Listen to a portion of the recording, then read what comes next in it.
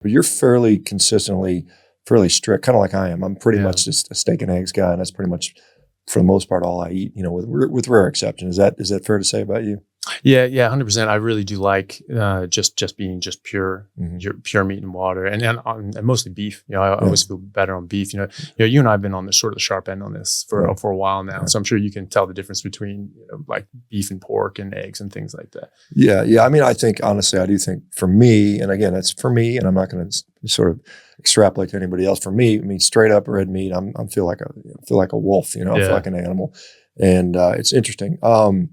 And we got some steaks cooking too, right? We got some steaks cooking while we're doing this. So this is a diversion just to just something to do while the steaks are cooking, right?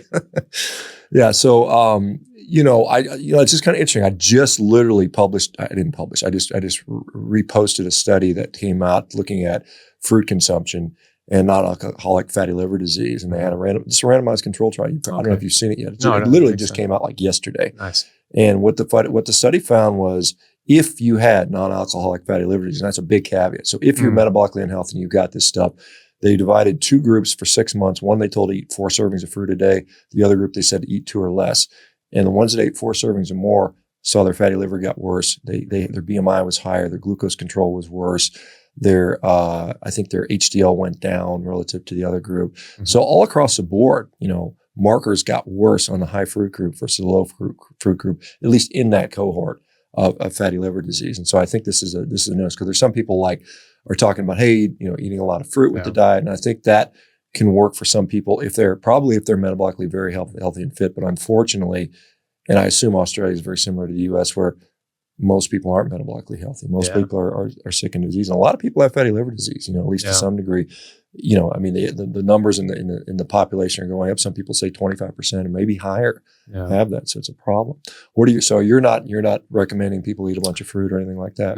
No, not me. I like to keep it, pretty much strict, meat and water. And, like you said, a lot of people say that, well, I'm carnivore, I'm doing carnivore. Maybe, it didn't really work for me. Maybe they got some improvements, but not as many as they wanted to. Almost invariably you talk to them and they're still, having some things that they shouldn't be having. Maybe some fruit, maybe, even honey or some vegetables or artificial sweeteners and all these different sorts of things, but they all add up. And I think, fruit in particular, just fructose in particular, I think this is one of the better established things in nutritional biochemistry, is that fructose is very harmful, and it's processed and metabolized and broken down into the same byproducts as alcohol. I mean, that was published by the UCSF in 2009.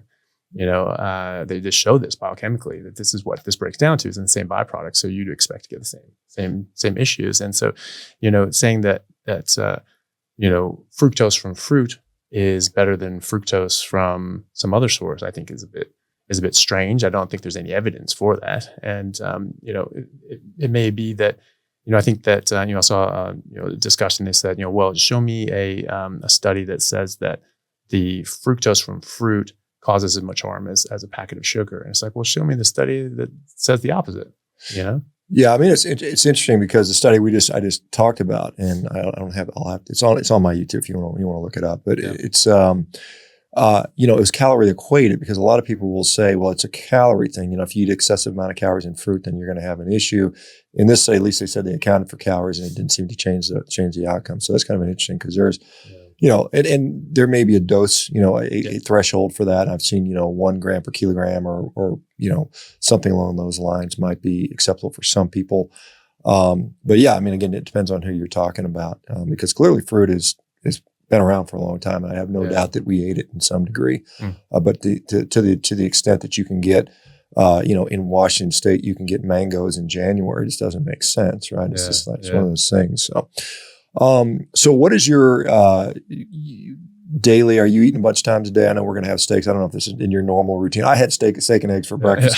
I'll have something similar here in a few minutes with us. But what are you normally doing? How much you eat in a day? How much because you're a pretty big guy. I mean, you said you're about 220 right now, 230, 220, something like that? Yeah, somewhere 225, something like that. How tall are you? Like 6'3" or something? 6'3". That's what I was guessing, looking at you. Like the difference between you and I were pretty close. So how much you eat in a day? What's it take to run Dr. Chaffee? I usually go fairly fatty, like ribeye.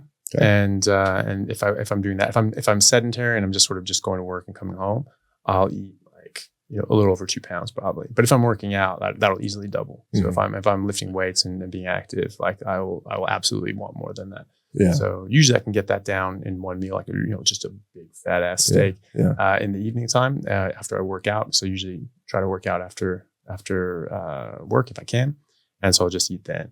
And usually I can crush that down in one sitting. But if I've been working out a lot, then I might have to eat twice a day. So I'll eat sort of 2 of those big steaks a day. Okay, so that makes sense. And so, are you in the call pool right now with the neurosurgery stuff? Are you taking call? And I mean, yeah. So what's that Q? What?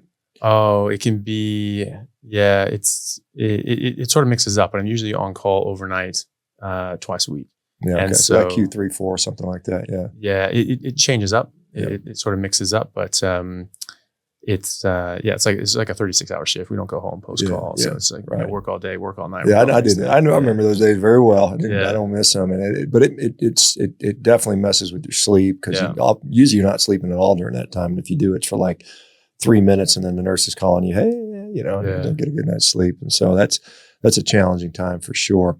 How do you, how often are you getting to work out during your training? Can you train most days, or how does that work for you? It's difficult. I do try, but it just depends on how busy it is. But there is a gym at the hospital. And so depending on where the hospital is, we have 4 hospitals that cover Perth, and that covers actually all the neurosurgery for Western Australia. And so we have to jet people in from the Ozarks when they need to. And so depending on which hospital I'm at our main hospital, there's a gym there. And so if I'm able to, and I'm not sort of just working just way too late, then I'll try to skip in there and just at least get like an hour or something like that. At least do something. But it fluctuates. So like if things are going well, I try to hit the gym sort of 3-4 days a week, and then it'll go other times. Well, I'll go once a month.